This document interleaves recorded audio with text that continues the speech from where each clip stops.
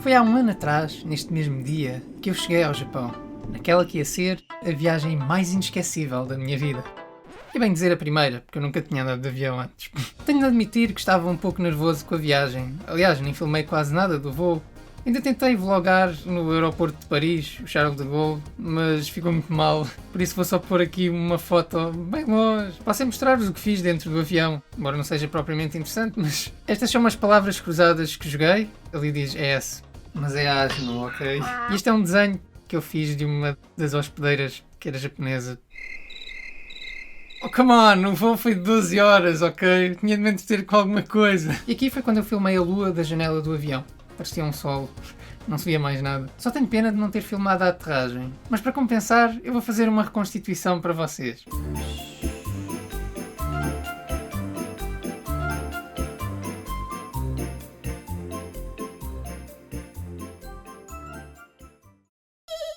Estou no Japão! Estou no Japão!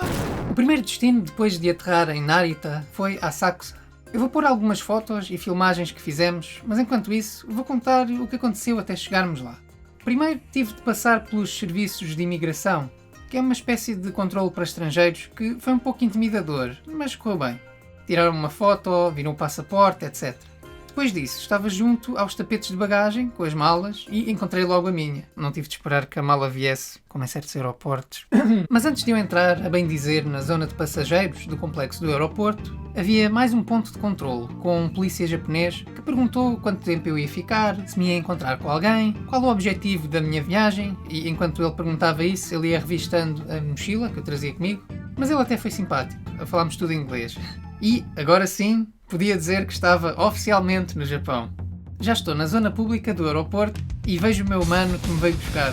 E ainda bem, senão eu perdia-me. Ele até comprou 2 garrafas de água e nós fomos ao câmbio para destrocar algum dinheiro que eu trazia comigo, portanto para ter ienes. Obviamente eles não usam euros lá. E antes de apanharmos o metro que passa dentro do aeroporto, eu fui à casa de banho e, embora ainda não estivesse a sentir o jet lag, ele já me devia estar a afetar, porque me esqueci da garrafa de água na casa de banho, só tinha dado um golo. Por cima não são baratas as garrafas de água nos aeroportos, né? Só me apercebi disso pouco antes do metro chegar, porque já não tinha a garrafa. Só dei um golinho ainda por cima. Mas pronto. Pouco depois, saímos na estação de Asakusa, perto do templo Sensoji. Eram cerca de 11 horas da manhã e a primeira coisa que fomos fazer foi dirigir-nos ao hostel, onde íamos ficar durante cerca de 5 dias. E, entretanto, chegámos ao edifício onde estava o hostel e a nossa intenção era deixar lá a bagagem para não andarmos com aquelas malas pesadas de um lado para o outro. Mas, quando chegamos lá, vemos que o hostel só abria às 4 da tarde. Portanto, tivemos que fazer algum tempo até então entrarmos no hostel. E eu não me lembro de estar propriamente esfomeado, mas decidimos ir a um restaurante ali ao pé, de uma cadeia de restaurantes chamada Yayoi. E pronunciem isto bem, ok, porque senão é outra coisa. A comida do restaurante estava boa, mas o que me marcou mais nem foi a comida, foi algo que aconteceu. Então, a certa altura, pronto, estávamos a comer e tal, eu tinha uma mochila, o meu irmão também tinha uma mochila e eu já não me lembro bem o que é que eu tirei da minha mochila para a dele. A dele tinha algum espaço e então eu resolvi pôr lá qualquer coisa. Só que a mochila dele tinha uma espécie de alças que precisava de uma patilha, é mesmo uma fita, mas muito pequena, com um botãozinho. E eu não me apercebi na altura, mas devo ter posto aquela pecinha mal, porque já tinham passado para aí 4 ou 5 minutos de nós termos saído do restaurante. Vamos andar na rua, pronto, a falar e eu a olhar para os passeios e comentar tão diferentes que eram. E de repente ouvimos assim ao longe Okyaku-san! E olhamos para trás e vemos uma senhora pequena, como é habitual ali, não é? Assim com o braço no ar, a agitar a mão para nos dar qualquer coisa. E então era o quê? Eu tinha deixado cair a patilha no restaurante e ela veio de propósito, aquele caminho todo, para nos entregar aquela patilhazinha das alças da mochila dele. Eu achei aquilo fantástico. Eu pergunto-me quantos restaurantes ou quantos estabelecimentos é que, se alguém deixar cair qualquer coisa lá, vão a correr atrás da pessoa para devolver. Não, a sério, isso foi muito bom. Outra coisa que eu estava a apreciar em Asakusa, foi a primeira coisa que me lembro de me ter impressionado, foi a limpeza daquelas largas ruas. E os passeios especialmente eram largos, mas estavam todos limpos. Não se via nem lixo, nem beatas no chão dos cigarros, nem aqueles presentes, que se vê tanto em Lisboa. Eu vou chamar-lhes minas caninas. Acho que vocês já perceberam o que é que eu estou a falar. Outra coisa que achei super interessante ainda no chão, eu estava a olhar, foi ver que todos os passeios tinham aquelas bandas amarelas com relevo, que servem como guia para as pessoas invisuais. Mas quando eu digo todos os passeios, eu quero literalmente dizer todos os passeios. Mesmo. Portanto, foi bom ver outra perspectiva de uma sociedade que também tem as suas falhas, claro, como todas. E o meu irmão sabe melhor que eu. Mas é sempre bom ver quando há consideração pelas pessoas que têm certas limitações. E eu gostei muito disso. Bem, entretanto, fomos deixar aquela minha mega mala lá num cacifo, que há lá uns cacifos, normalmente ao pé do metro, pelo menos a maioria dos que vieram, ou das estações de comboio. Mas eu neste vlog, não nesta parte, mas mais à frente, nós vamos mesmo explicar o que é em detalhe, depois vocês veem. Andámos depois basicamente a fazer tempo, até às 4 horas, fomos então àquela zona à volta do templo Sensoji, ainda subimos a um prédio que tinha algumas curiosidades, para turistas. Fomos lá acima, tinha uma vista que dava para ver a Skytree, que é aquele edifício grande. Ainda experimentei um kakigori, ou gelo raspado, num café mais familiar de um casal idoso.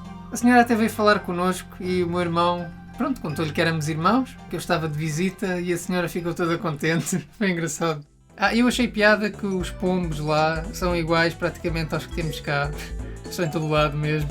E finalmente chegaram às 4 horas e fomos para o hostel. O moço que nos atendeu era simpático. Era um rapaz novo também, deu-nos os códigos da porta de entrada, do Wi-Fi, e era um hostel com bom aspecto. Como em quase todos os sítios que eu estive no Japão, era extremamente limpo, e aquele hostel, no fundo, era a nossa base de operações, para aqueles 5 dias em que estivemos em Tóquio. Estava assim num ponto central, em relação às coisas que queríamos visitar, por isso que o meu irmão escolheu também. Quanto ao quarto, em si, não era bem um quarto. Embora houvesse quartos lá dentro, aquilo onde nós estávamos eram umas camas que estavam tipo uns buracos numa parede, ok? Eu sei que isto soa mal assim, mas imaginem tipo uma parede em que dentro dessa parede tem como se fosse salas pequenas em que cabe lá uma cama, basicamente. Então era isso, pronto, era um quarto do tamanho de uma cama para cada um.